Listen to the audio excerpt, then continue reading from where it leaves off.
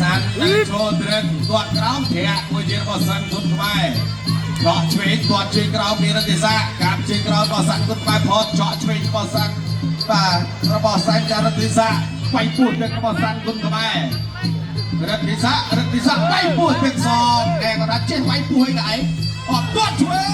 ងផតបាត់អើយកាប់ជើងក្រោមថែមមួយទៀតធាក់ចន្ទុលមួយទៀតបាទពីរតិសាវាយសាន់អត់ទាន់ចេញអាវុធទេបាទកំពុងតែដាក់ទាក់មួយសាន់បែកពីដៃរបស់បាទរតិសាគាត់ឆ្វេងពីរតិសាគាត់ជើងក្រោមពីរតិសាគាត់ទៀតរបស់រតិសាធាក់ជើងក្រោមពីរតិសាសាន់ទៅអើយសាន់គុណខ្មែរបែកដៃរបស់សាន់គុណខ្មែរណែគឺបែកដល់ដៃជង្គង់របស់រតិសាអូយណែបាទលោកកញ្ញាកលានិយាយបំបីសិនវាយឡើងវាយឡើងទាត់ពីសាន់គុណខ្មែរទាត់ជើងក្រោមរបស់រតិសាឆក់ឆ្វេងវាយស្នាមរបស់រតិសាផុតជង្គង់របស់រតិសាចូលអោបជង្គង់របស់សាន់គុណខ្មែរទាត់ជាប់ពីរតិសាបាទបាត់ទៅហើយឡើងវាយ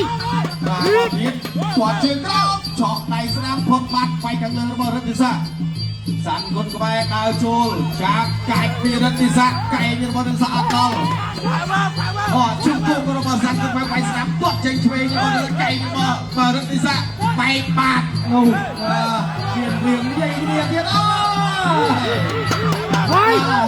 កែងទៀតពីរតិសាកែងរបស់រតិសា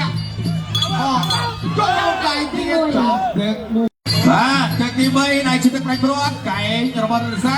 បាទសាន់គុណខ្មែរដើរចូលវាយ1វាយ2របស់សាន់គុណខ្មែរបាទដើរចូលមកទៀតទាត់ជើងក្រោម